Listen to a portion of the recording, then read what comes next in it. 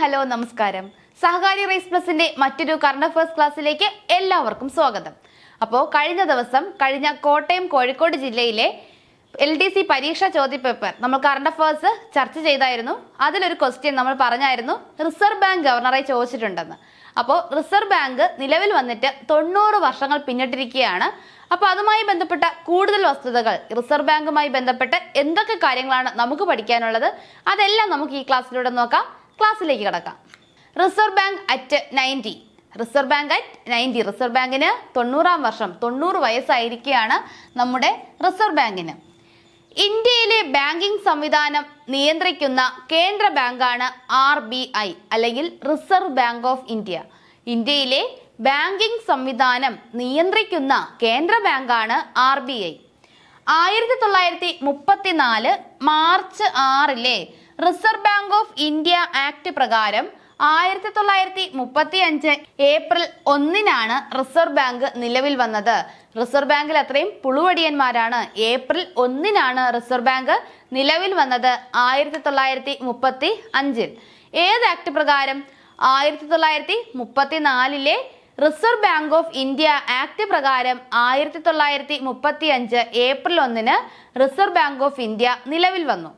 1949 January 1 reserve Bank of ഇന്ത്യയെ ദേശസാൽക്കരിച്ചത്. അപ്പോൾ reserve bank ദേശസാൽക്കരിച്ചത് എന്നാണ്? 1949 49 ജനുവരി 1 റിസർവ് ബാങ്ക് ഓഫ് ഇന്ത്യയെ ദേശസാൽക്കരിച്ചത്. 1926 ഹിൽട്ടൺ യങ് കമ്മീഷൻ, ഏതാണ്? ഹിൽട്ടൺ യങ് കമ്മീഷന്റെ ശുപാർശകളാണ് റിസർവ് ബാങ്ക് ഓഫ് ഇന്ത്യയുടെ രൂപീകരണത്തിന് കാരണമായത്. അപ്പോൾ റിസർവ് ബാങ്ക് രൂപീകരണത്തിന് കാരണമായ കമ്മീഷൻ ഏതെന്ന് ചോദിച്ചാൽ ഏതാണ്? 1926 ഹിൽട്ടൺ യങ് കമ്മീഷൻ ആണ്. ഇന്ത്യയിലെ സാമ്പത്തിക വ്യാപാരത്തിന്റെ കേന്ദ്രം, ഇന്ത്യയുടെ കേന്ദ്ര ബാങ്ക്, ഇന്ത്യയുടെ സാമ്പത്തിക വ്യാപാരത്തിന്റെ കേന്ദ്രമാണ് RBI. കാലാകാലങ്ങളിൽ വായ്പാ പണനയം നിശ്ചയിക്കൽ, ധനകാര്യ മേഖലയുടെ മേൽനോട്ടം, വിദേശ വിനിമയ മാനേജ്മെന്റ്, കറൻസി വിതരണം തുടങ്ങിയവയാണ് പ്രധാന ചുമതലകൾ. റിസർവ് ബാങ്കിന്റെ പ്രധാന ചുമതലകളാണ് ഏത്? വായ്പാ പണനയം നിശ്ചയിക്കൽ, ധനകാര്യ മേഖലയുടെ മേൽനോട്ടം, വിദേശ വിനിമയ മാനേജ്മെന്റ്, കറൻസി വിതരണം. നമുക്കറിയാം കറൻസി വിതരണമൊക്കെ റിസർവ് ബാങ്കിന്റെ കീഴിലാണ്, ഓർത്തിരിക്കുക. രാജ്യത്തിന്റെ ദേശീയ കരുതൽ ധനത്തിന്റെ സൂക്ഷിപ്പ് RBIയുടെ പരിധിയിലാണ്. അപ്പോൾ രാജ്യത്തിന്റെ കരുതൽ ധനത്തിന്റെ സൂക്ഷിപ്പ്, നമ്മുടെ റിസർവ് മണിയുടെ സൂക്ഷിപ്പ് ആരുടെ പരിധിയിലാണ്? റിസർവ് ബാങ്കിന്റെ പരിധിയിലാണ്. അതുകൊണ്ട് തന്നെ റിസർവ് ബാങ്കിനെ ബാങ്കേഴ്സ് ബാങ്ക് അല്ലെങ്കിൽ ബാങ്കുകളുടെ ബാങ്ക് എന്ന് വിളിക്കുന്നു. രാജ്യത്തിന്റെ ദേശീയ കരുതൽ ധനത്തിന്റെ സൂക്ഷിപ്പ് RBIയുടെ പരിധിയിലാണ്. അതുകൊണ്ടാണ് RBIയെ ബാങ്കേഴ്സ് ബാങ്ക് അല്ലെങ്കിൽ ബാങ്കുകളുടെ ബാങ്ക് എന്ന് വിളിക്കുന്നത്. അന്താരാഷ്ട്ര നാണയനിധിയിൽ ഇന്ത്യയെ പ്രതിനിധീകരിക്കുന്നത് RBI ആണ്. അതായത് ഇന്റർനാഷണൽ മോണിറ്ററി ഫണ്ടിൽ ഇന്ത്യയെ പ്രതിനിധീകരിക്കുന്നത് ആരാണ്? RBI ആണ്. RBIയുടെ തലസ്ഥാനം അല്ലെങ്കിൽ RBIയുടെ ആസ്ഥാനം ആദ്യം നിലവിൽ വന്നപ്പോൾ മുംബൈ ആയിരുന്നു RBIയുടെ ആസ്ഥാനം. 1935 ഏപ്രിൽ 1 RBI നിലവിൽ വന്നപ്പോൾ അതിന്റെ ആസ്ഥാനം എവിടെയായിരുന്നു? കൊൽക്കത്തയിലായിരുന്നു. എന്നാൽ നിലവിൽ എവിടെയാണ്? നിലവിൽ മുംബൈ ആണ്. RBIയുടെ ആസ്ഥാനം മുംബൈ ആണ്. കൊൽക്കത്തയിൽ നിന്നും മുംബൈയിലേക്ക് RBIയുടെ ആസ്ഥാനം മാറ്റിയ വർഷം 1937 ആണ്. 1937 വരെ RBIയുടെ ആസ്ഥാനം കൊൽക്കത്തയായിരുന്നു. അത് 37 മുംബൈയിലേക്ക് മാറ്റിയത്. റിസർവ് ബാങ്ക് ഗവർണറുടെ നേതൃത്വത്തിലുള്ള ഡയറക്ടർ ബോർഡാണ് RBIയുടെ പ്രവർത്തനങ്ങൾ നിയന്ത്രിക്കുന്നത്. അപ്പോൾ RBIയുടെ തലപ്പത്ത് ആരാണ്? റിസർവ് ബാങ്ക് ഗവർണറാണ്. നിലവിലേത്? ശക്തികാന്ത ദാസ് ആണ്, ഓർത്തിരിക്കുക. Central board of directors, governor, deputy governor, executive directors, principal chief general manager, deputy general manager എന്നിങ്ങനെയുള്ള ഒരു ഭരണസമിതിയാണ് RBIക്കുള്ളത്.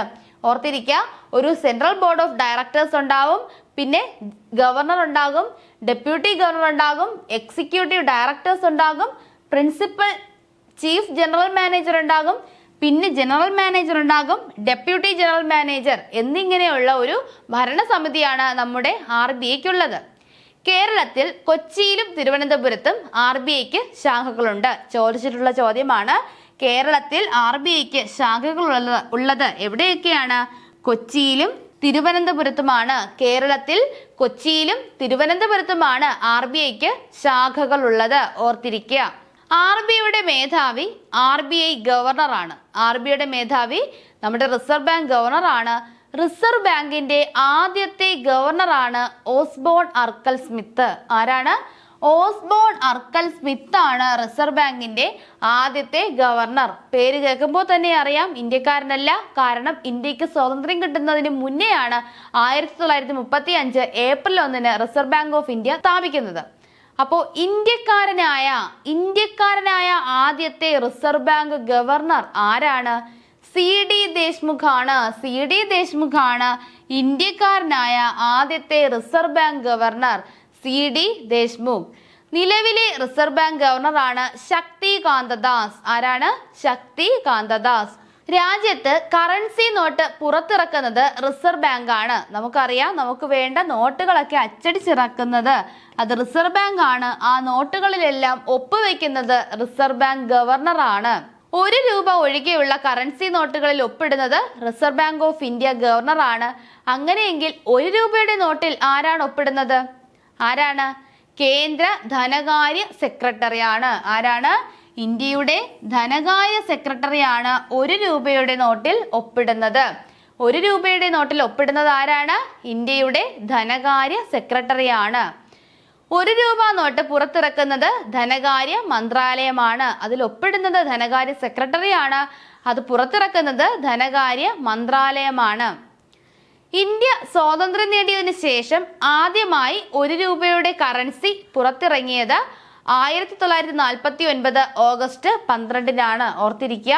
ഇന്ത്യ സ്വാതന്ത്ര്യം നേടിയതിനു ശേഷം ആദ്യമായി 1 രൂപയുടെ കറൻസി പുറത്തിറങ്ങിയത് 1949 ഓഗസ്റ്റ് 12 അന്നത്തെ ധനകാര്യ സെക്രട്ടറി ഒരു മലയാളി കൂടിയാണ്. KRK മേനോൻ ആണ് ആ നോട്ടിൽ ഒപ്പുവെച്ചത്. അപ്പോൾ അന്നത്തെ ധനകാര്യ സെക്രട്ടറി ആരായിരുന്നു?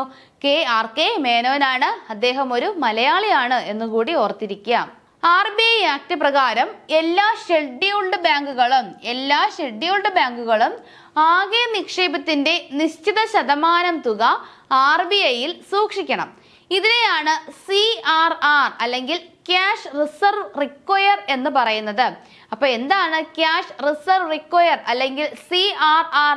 എല്ലാ ഷെഡ്യൂൾഡ് ബാങ്കുകളും ആകെ നിക്ഷേപത്തിന്റെ ഒരു നിശ്ചിത ശതമാനം RBIയിൽ സൂക്ഷിക്കണം. ആ നിശ്ചിത ശതമാനത്തെയാണ് CRR അല്ലെങ്കിൽ ക്യാഷ് റിസർവ് റിക്വയർ എന്ന് പറയുന്നത്. പണപ്പെരുപ്പം വരുമ്പോഴും സാമ്പത്തിക മാന്ദ്യ സമയത്തും RBI CRRൽ മാറ്റം വരുത്താറുണ്ട്. അപ്പോൾ പണപ്പെരുപ്പം വരുമ്പോഴും സാമ്പത്തിക മാന്ദ്യം വരുമ്പോഴും റിസർവ് ബാങ്ക് എന്ത് ചെയ്യും? CRR വാല്യൂല് മാറ്റം വരുത്തും.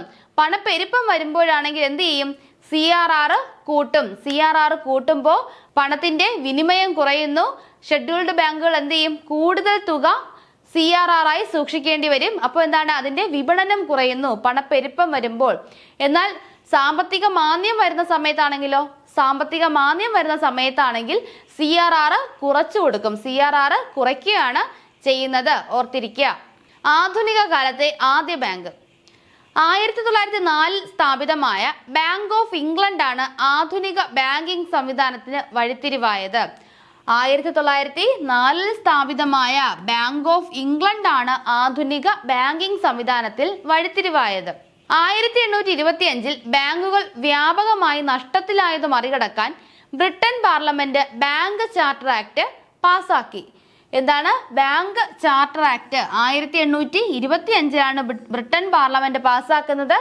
ബാങ്കുകൾ വ്യാപകമായി നഷ്ടത്തിലാകുന്നത് മറികടക്കാനായിട്ടാണ് ഇങ്ങനെ ഒരു ചാർട്ടർ ആക്ട് പാസ്സാക്കുന്നത്. 1850 ജോയിന്റ് സ്റ്റോക്ക് കമ്പനി ഇന്ത്യയിൽ വാണിജ്യ ബാങ്കുകൾക്ക് തുടക്കം കുറിച്ചു. അപ്പോൾ ഇന്ത്യയിൽ വാണിജ്യ ബാങ്കുകൾക്ക് തുടക്കം കുറിച്ച കമ്പനിയാണ് ജോയിന്റ് സ്റ്റോക്ക് കമ്പനി. 1850 ഓർക്കുക, ഇന്ത്യയിൽ വാണിജ്യ ബാങ്കുകൾക്ക് തുടക്കം കുറിച്ച കമ്പനിയാണ് ജോയിന്റ് സ്റ്റോക്ക് കമ്പനി. ഇത് 1850 1770 ബാങ്ക് ഓഫ് ഹിന്ദുസ്ഥാനാണ് ഇന്ത്യയിലെ ഏറ്റവും പഴയ ബാങ്ക്. 1770 സ്ഥാപിതമായ ബാങ്ക് ഓഫ് ഹിന്ദുസ്ഥാനാണ് ഇന്ത്യയിലെ ഏറ്റവും പഴയ ബാങ്ക്. യൂറോപ്യൻ കച്ചവടക്കാരാണ് ഇത് സ്ഥാപിച്ചത്. ബംഗാൾ ബാങ്ക് നിലവിൽ വന്നത് 1784 ബംഗാൾ ബാങ്ക് നിലവിൽ വന്നത് 1784 1786 ജനറൽ ബാങ്ക് ഓഫ് ഇന്ത്യ നിലവിൽ വന്നത്. ജനറൽ ബാങ്ക് ഓഫ് ഇന്ത്യ നിലവിൽ വന്നത് 1786 മറ്റൊരു പ്രധാനപ്പെട്ട ബാങ്കാണ് bank of Kolkata. Bank of Kolkata നിലവിൽ വന്നത് 1806 1806 ബാങ്ക് ഓഫ് കൊൽക്കത്ത നിലവിൽ വന്നത്. ബാങ്ക് ഓഫ് കൊൽക്കത്ത പേര് മാറ്റി പ്രസിഡൻസി ബാങ്ക് ഓഫ് ബംഗാൾ എന്നായ വർഷമാണ് 1809. 1806 ബാങ്ക് ഓഫ് കൊൽക്കത്ത നിലവിൽ വരുന്നു. ബാങ്ക് ഓഫ് കൊൽക്കത്ത 1809 പേര് മാറ്റി പ്രസിഡൻസി ബാങ്ക് ഓഫ് ബംഗാൾ എന്നാകുന്നു. 1840 പ്രസിഡൻസി ബാങ്ക് ഓഫ് ബോംബെയും പ്രസിഡൻസി ബാങ്ക് ഓഫ് മദ്രാസും നിലവിൽ വന്നു. 1840 നിലവിൽ വന്ന രണ്ട് ബാങ്കുകളാണ് പ്രസിഡൻസി ബാങ്ക് ഓഫ് മുംബൈയും പ്രസിഡൻസി ബാങ്ക് ഓഫ് മദ്രാസും. ആദ്യം വന്നത് എന്ന് ചോദിച്ചാൽ പ്രസിഡൻസി ബാങ്ക് ഓഫ് മദ്രാസ് ആണ്. പ്രസിഡൻസി ബാങ്ക് ഓഫ് മദ്രാസ് നിലവിൽ വന്നതിന് ശേഷമാണ് പ്രസിഡൻസി ബാങ്ക് ഓഫ് ബോംബെ നിലവിൽ വരുന്നത്. ശേഷം എന്ത് സംഭവിക്കുകയാണ്? Presidency Bank of Bengal, Presidency Bank of Bombay, Presidency Bank of Madras ഇവയെല്ലാം കൂടി ചേർന്ന് ഇംപീരിയൽ ബാങ്ക് ഓഫ് ഇന്ത്യയായി മാറി. എന്താണ്? Imperial Bank of India. Imperial Bank of India ഈ ബാങ്കാണ് 1955 പൊതു ഉടമസ്ഥതയിലുള്ള സ്റ്റേറ്റ് ബാങ്ക് ഓഫ് ഇന്ത്യയായി മാറിയത്. അപ്പോൾ ഇതാണ് എന്തായി മാറിയത്? സ്റ്റേറ്റ് ബാങ്ക് ഓഫ് ഇന്ത്യയായി മാറിയത് ഇംപീരിയൽ ബാങ്ക് ഓഫ് ഇന്ത്യയാണ്. ഇന്ത്യൻ പൗരന്റെ ഉടമസ്ഥതയിലുള്ള ഒരു ഇന്ത്യൻ സിറ്റിസന്റെ ഉടമസ്ഥതയിലുള്ള ആദ്യ ബാങ്ക് ഏതെന്ന് ചോദിച്ചാൽ അവധ് കൊമേഴ്ഷ്യൽ ബാങ്ക് ആണ്. ഏതാണ്? അവധ് കൊമേഴ്ഷ്യൽ ബാങ്ക് ആണ് ഒരു ഇന്ത്യൻ പൗരന്റെ ഉടമസ്ഥതയിലുള്ള ആദ്യത്തെ ബാങ്ക്. ഓർത്തിരിക്കുക, ഒരു ഇന്ത്യൻ പൗരന്റെ ഉടമസ്ഥതയിലുള്ള ആദ്യത്തെ ബാങ്കാണ് അവധ് കൊമേഴ്ഷ്യൽ ബാങ്ക്. 1881 സ്ഥാപിതമായത്. അയോധ്യ ബാങ്ക് നിലവിൽ വന്നത് 1884 പഞ്ചാബ് നാഷണൽ ബാങ്ക് നമുക്കെല്ലാവർക്കും അറിയാം. PNB പഞ്ചാബ് നാഷണൽ ബാങ്ക് നിലവിൽ വന്നത് 1895 പഞ്ചാബ് നാഷണൽ ബാങ്കിന് ഒരു വലിയ പ്രത്യേകതയുണ്ട്. ആദ്യമായി VRS എല്ലാവരും പറയുന്ന VRS എടുത്തു പോയി എന്നൊക്കെ ചിലർ പറയാറില്ലേ, വോളണ്ടറി റിട്ടയർമെന്റ് സ്കീം ആദ്യമായി നിലവിൽ വന്നത് പഞ്ചാബ് നാഷണൽ ബാങ്കിലാണ്. ഓർത്തിരിക്കുക, പഞ്ചാബ് നാഷണൽ ബാങ്ക് നിലവിൽ വന്നത് 1895 കാനറ ബാങ്ക് നിലവിൽ വന്നത് 1906 Indian bank, bank of India എന്നിവ നിലവിൽ വന്നത് 1907 Indian bank, bank of India നിലവിൽ വന്നത് 1907 Canara bank 1906. Bank of Baroda സ്ഥാപിതമായത് 1908 bank of Baroda 1908. Central bank of India നിലവിൽ വന്നത് 1911 central bank of India 1911. Bank of India 1907 തിരിഞ്ഞു പോകരുത്. സെൻട്രൽ ബാങ്ക് ഓഫ് ഇന്ത്യ നിലവിൽ വന്നത് 1911 ബാങ്ക് ഓഫ് ഇന്ത്യ നിലവിൽ വന്നത് 1907 ഇത്രയും പോയിന്റ്സും ന്യൂസ് പേപ്പറിൽ ഇതുപോലെ അച്ചടിച്ച് വന്നിട്ടുള്ളതാണ്. ഇപ്പൊ ന്യൂസ് പേപ്പറിൽ നിന്ന് കളക്ട് ചെയ്ത പോയിന്റ്സ് ആണ് നമ്മൾ ഈ ക്ലാസ്സിൽ ഉൾപ്പെടുത്തിയിരിക്കുന്നത്. ഇത്രയുമാണ് RBIയുമായി ബന്ധപ്പെട്ട ഏറ്റവും പ്രധാനപ്പെട്ട വസ്തുതകൾ. മറ്റൊരു കറണ്ട് അഫയേഴ്സ് ക്ലാസ്സിലൂടെ വീണ്ടും കാണാം. താങ്ക്